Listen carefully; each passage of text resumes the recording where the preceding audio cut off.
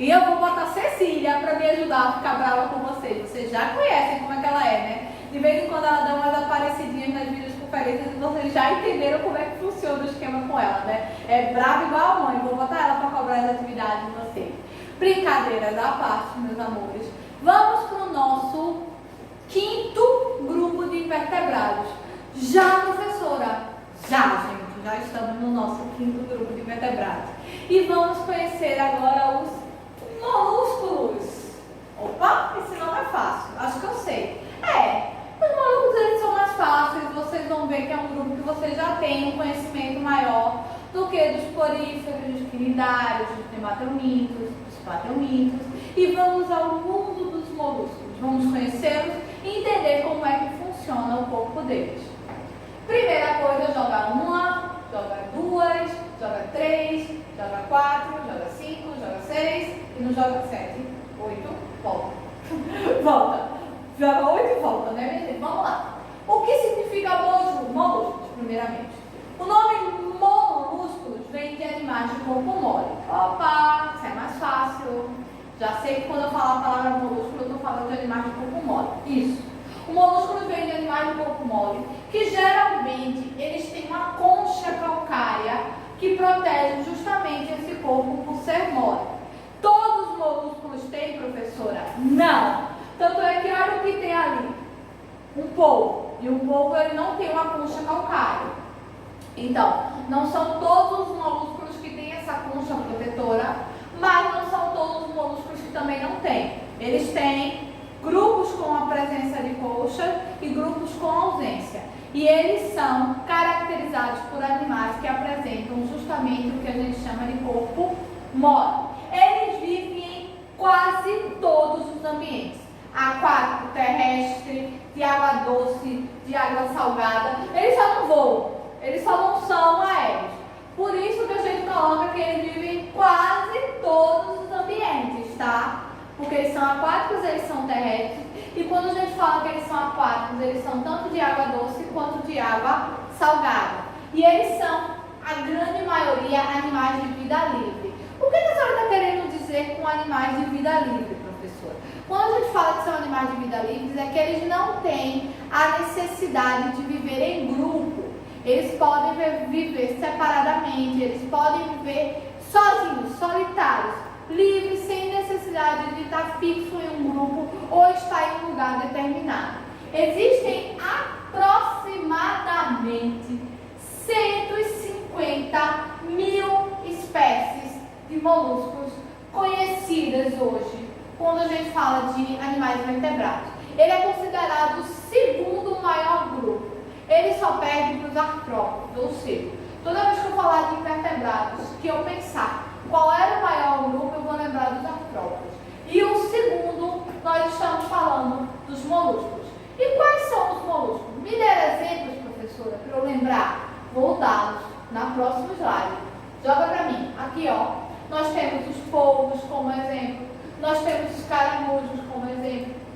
Isso aqui é o que a gente chama de um bivalve. É um animal marinho muito conhecido.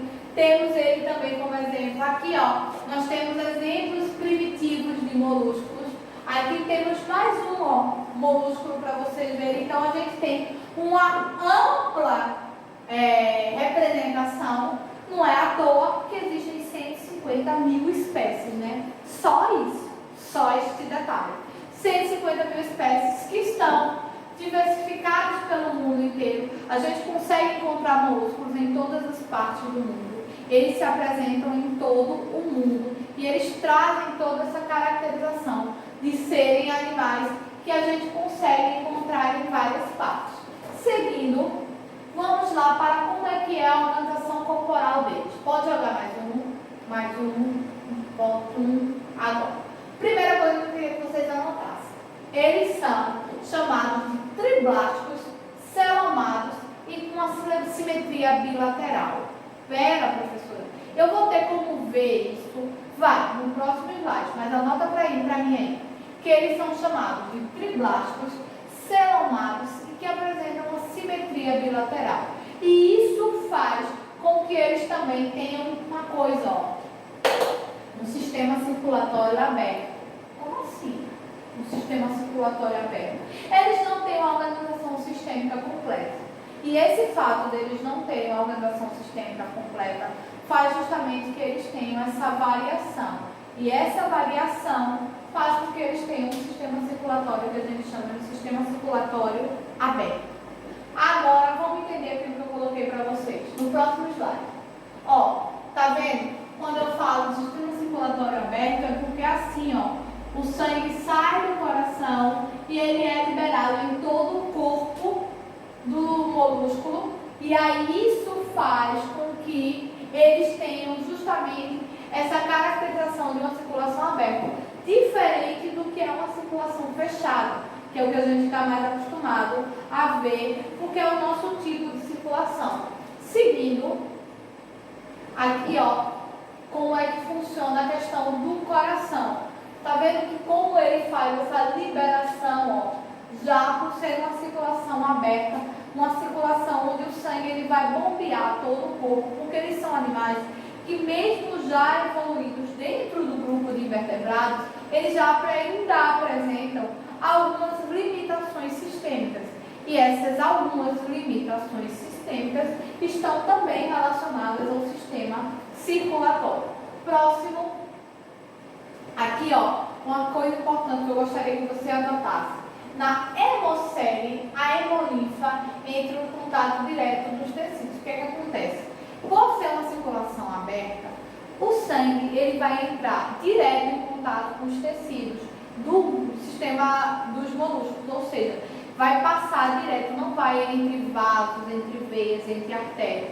Ele vai diretamente para os tecidos, ele vai entrar diretamente em contato com o corpo desses animais. No próximo, vamos lá para como é que é ainda a organização corporal que eu comecei a dar para vocês. Eu já falei para vocês que eles eram triblásticos, celamados, com uma simetria bilateral, um sistema circulatório aberto. E agora vamos lá, sistema respiratório. Uma diferença, já começamos a ver, ó, brânquias e pulmões. Opa, tem os dois? Não é que eles tenham dois. Alguns molúsculos apresentam brânquias e alguns molúsculos apresentam pulmões. Por quê, professora? Por quê? Porque eles são terrestres ou aquáticos. Os molúsculos aquáticos, eles precisam das brânquias para poder respirar. E os molúsculos terrestres precisam dos pulmões para poder respirar. É uma lógica. Entenderam? Captaram essa informação? Então, dando continuidade, vamos para ver se tem mais uma coisinha a mais aqui. Tem. Sistema nervoso. Como é que é o sistema? Pode jogar, tem mais um. Isso. Ó. Eu sei, tá? Chique, né? Foi no chute, minha gente. Foi no chute. Eu já tinha feito esses slides, não lembrava diretamente a ordem. Como é que é o sistema nervoso? Eles vão ter cordões nervosos conectados que vão ajudar no processo sensorial. Com relação ao sistema nervoso, vamos terminar de entender. Ele não tem um sistema nervoso complexo. Ele tem um sistema nervoso simples. Porém, ele tem uma estrutura organizacional simples com relação ao sistema. Mas ele já vai apresentar sistema nervoso, vai apresentar o sistema excretor também e vai apresentar uma reprodução sexuada. Saímos da reprodução assexuada. Agora nós só temos reprodução sexuada nos indivíduos, ou seja, precisamos do macho e precisamos da fêmea para que ocorra um processo de reprodução que, por sinal, é uma reprodução interna, não é uma reprodução externa em algumas espécies. Algumas outras iniciam o processo externamente, mas finalizam internamente. Seguindo, só coloquei uma outra imagem aqui para vocês entenderem. Aqui é a questão da digestão ou do sistema digestório. Que vocês viram que eu nem citei aqui. Eu citei o circulatório, respiratório, nervoso, excretor e reprodutor. Por quê? Olha como é simples. É formado apenas pelo estômago e pelo intestino. Um sistema digestório que a gente chamaria de um sistema digestório simples, onde ele absorve o alimento, ele digere o alimento e ele automaticamente libera sem esse alimento passar por etapa, que é uma digestão extremamente simples, uma digestão extremamente fácil de ocorrer. E aí agora vamos lá. Como é dividido o corpo? Isso é importante você saber. Por quê? A gente sabe como é dividido o nosso corpo. Cabeça, membros inferiores, membros superiores e tronco. E eles também têm uma divisão. Eles são divididos em 3 partes. A cabeça, o pé ou a massa visceral. Cabeça, essa parte inferior que a gente chama de pé e essa parte aqui do meio que a gente chama de massa visceral. Essa é uma estrutura de um molúsculo. Qualquer molúsculo que seja, professora, qualquer molúsculo que seja vai ter essa estruturação ou essa divisão. Cabeça, pé e massa visceral. Segue comigo. Aqui, ó. O que é que nós temos na cabeça? Anota. Se não anotar, eu vou brigar. Ela vai ter os órgãos dos sentidos, ou seja, os órgãos que vão dar o selecionamento, que vão fazer com que esse molúsculo ele consiga se movimentar e ele consiga entender o que está acontecendo ao seu redor, até mesmo para ser uma forma de defesa. E aí vai ter os órgãos dos sentidos, que são 2 pares de tentáculos, um deles com olhos. Ou seja, esses tentáculos aqui, eles vão ter olhos que vão dar a direção e que vão fazer com que ele consiga enxergar tudo que está ao seu redor. Depois da cabeça, olha lá, ó, os tentáculos que eu estou falando para vocês. Como ele tem 2 pares, ele tem um par maior, que é o que vai apresentar os olhos, e um parzinho menor, que vai ser só um parzinho de direcionamento. Seguindo, vamos lá. Depois da cabeça, a gente ainda tem a outra questão, que é os órgãos do sentido, que vai ter a boca, que é exclusivamente questão de molúsculo, ou seja, só os molúsculos vão apresentar esta boca com esse formato e que vai ajudar, que vai interagir no processo dos sentidos deste grupo de invertebrados. Então, na cabeça, além da gente ter os órgãos do sentido, a gente vai ter a presença da boca com uma língua raspadora. O que é uma língua raspadora? É uma língua que vai raspar da superfície o que ele vai consumir. É como se fosse uma lixa. Tá vendo que tem um formatozinho assim, ó, meio frisadinho? Por quê? É como se fosse uma lixa que vai retirar o alimento que esse molúsculo vai vir a consumir. Seguindo, agora vamos para os pés, que na realidade não são pés, são estruturas de locomoção. A gente chama de pé pelo processo de divisão ou de entendimento. Mas na realidade a gente está falando de estrutura de locomoção, que vai ser uma massa mucosa, tá vendo? Que vai ajudar justamente no processo de locomoção desse indivíduo. Porque como é que é a locomoção dos molúsculos? Ele vai se fixar e ele vai se arrastar com uma substância que ele libera, que é como se fosse uma gosma, que faz com que ele venha a deslizar, que faz com que ele venha a se movimentar. Seguindo, nós temos a massa visceral, que vai ficar acima dos pés e vai ficar abaixo da cabeça, ou seja, a estrutura do meio. Essa massa visceral, ela vai ter justamente a composição da estrutura calcária nos animais que apresentam concha e onde está toda a sua estrutura sistêmica, onde está protegido a estrutura sistêmica desses molúsculos. Seguindo, ali ó, tá vendo ó? Vou dar uma passada pro lado de lá rapidinho, só para vocês entenderem. Passei. Se só ver minha mão não tem problema, mas aqui ó, isso aqui é que a gente chama de massa visceral, porque é onde tem todas as estruturas de órgão, onde tem toda a conjuntura de órgãos que fazem parte desses molúsculos. Todos, professora? Sim, todos os molúsculos nesse processo ou nesta divisão. Vou voltar para lá. E aí, ó, acompanha comigo. Como é o desenvolvimento de cada uma dessas partes? Como é que vai acontecer? E aí, ó, como a gente tem grupos diferentes de molúsculos, eles vão ter caracterizações diferentes. Porque nós temos os bivalves, que são os que têm essas conchas, os gastrópodes e os cefalópodes. Então, o desenvolvimento é relativo.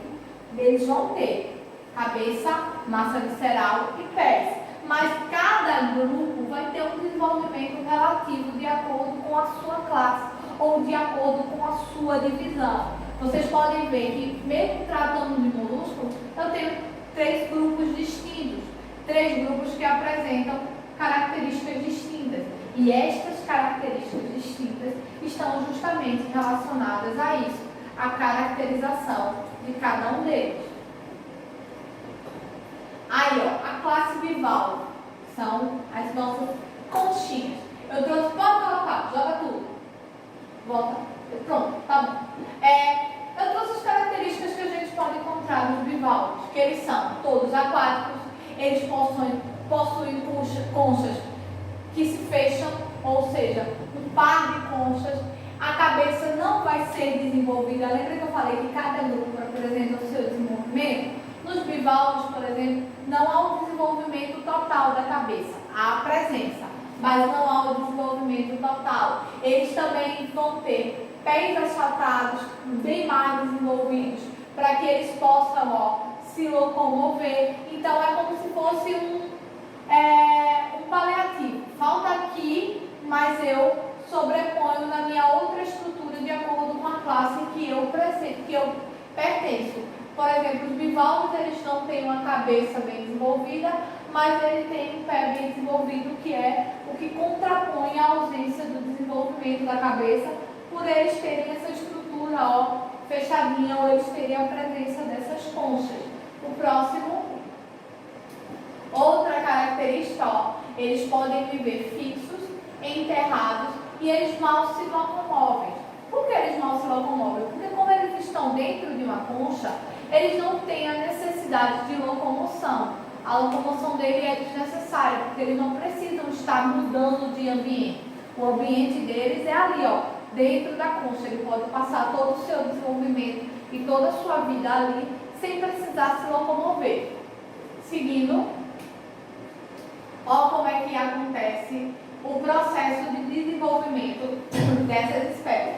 É como se fosse aonde eles se alojam, como é que eles ficam guardados, onde eles ficam escondidos. Quando a gente vai para a praia, a gente não tem a mania de enterrar a mão lá na parte rasa para ficar caçando justamente os famosos mariscos, que são esses animais com 2 conchas chamadas de bivalves. Então, porque eles ficam lá, ó, enterrados, eles ficam lá fixos.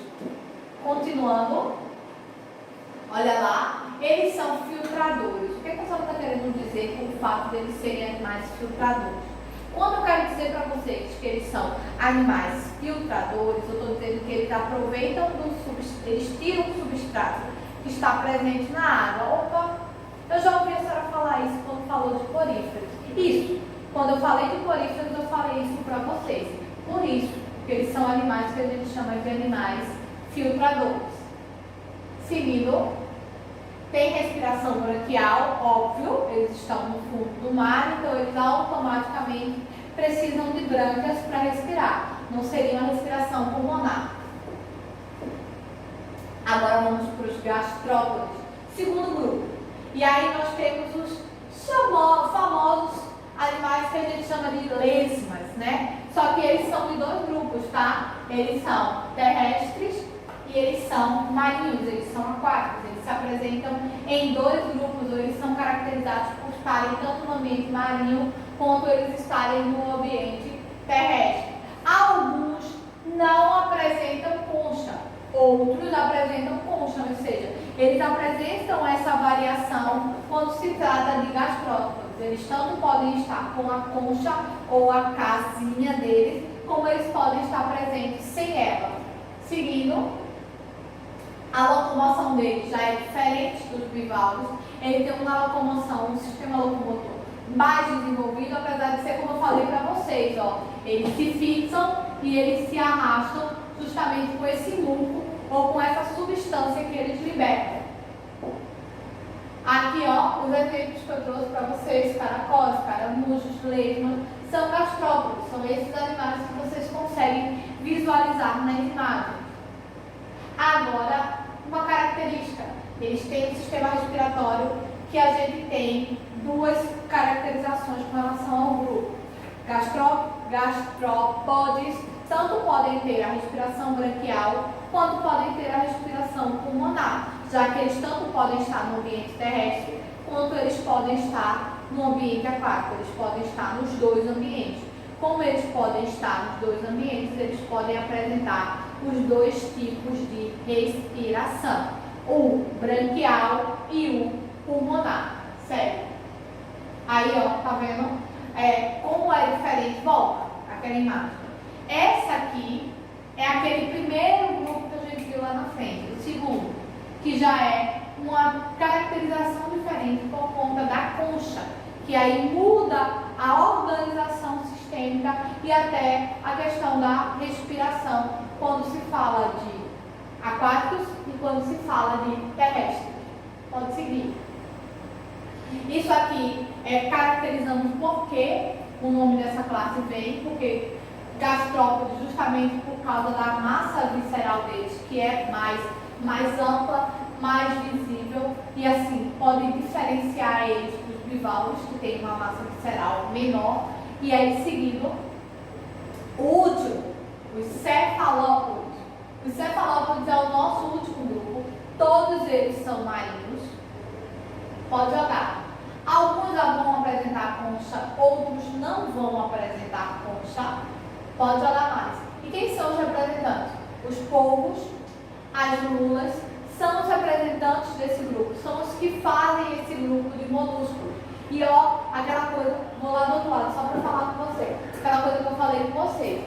E aqui, ó, os pés deles são mais desenvolvidos, coisa que a gente não vinha vindo. Ah, mas são chamados de tentáculos, professora. Sim, são chamados, vou voltar para cá, fica melhor. São chamados de tentáculos, mas naquela primeira divisão de cabeça, massa visceral e pés, a gente tem como se fosse a estrutura dos pés, mais conhecidos quando eu falo de cefalópodes, de tentáculos. Seguindo, ali, ó, é só um exemplo de uma lula sendo aberta para vocês verem essa parte aqui, que seria justamente a parte da massa visceral, que vocês vão ver mais detalhadamente. Pode seguir. E aqui, ó, são algumas outras características, como a cabeça bem desenvolvida, os órgãos de sentidos também são bem mais desenvolvidos, porque eles têm uma cabeça mais desenvolvida, então eles têm órgãos de sentidos mais apurados, mais desenvolvidos do que os bivalves e do que os gastrópodes. Pode seguir. Pode seguir. E aí aqui, ó, outra questão com relação ao sistema circulatório. Lembra que eu estava falando do sistema circulatório aberto? Agora, quando eu falo de cefalópodes, eu já falo do sistema circulatório fechado. Porque ele é o último grupo dos moluscos. Ele é o grupo que apresenta um desenvolvimento maior com relação a esta classe. É como se essa classe ela fosse evoluindo com relação às suas características e apresenta o que a gente chama de desenvolvimento maior. Pode seguir. Aqui é a importância que a gente tem de molúsculos, porque agora eles já passam a ter importância também no nosso cotidiano. Muitos molúsculos, olha, eles são importantes na economia quando a gente fala na produção de pérolas, joias, que são produzidas justamente desses molúsculos. Na alimentação, a gente vai ver também, pode passar, na alimentação e na medicina, porque eles são vetores de algumas doenças. Os caramujos, eles são vetores de alguma doença, então eles são extremamente importantes na medicina. A alimentação nem se fala, né? A gente come muitos molúsculos, faz parte da nossa dieta. E aí, com isso, eu espero que vocês tenham entendido um pouco o que são os molúsculos, este grupo que já é bem mais evoluído, eu acho que vocês já perceberam, dos invertebrados. Ficou alguma dúvida? Coloca lá nos comentários. Exercício de molúsculos, quero prontos e enviados para mim. E a gente vai se encontrar na nossa próxima aula. Eu daqui e vocês daí. Beijinhos para vocês.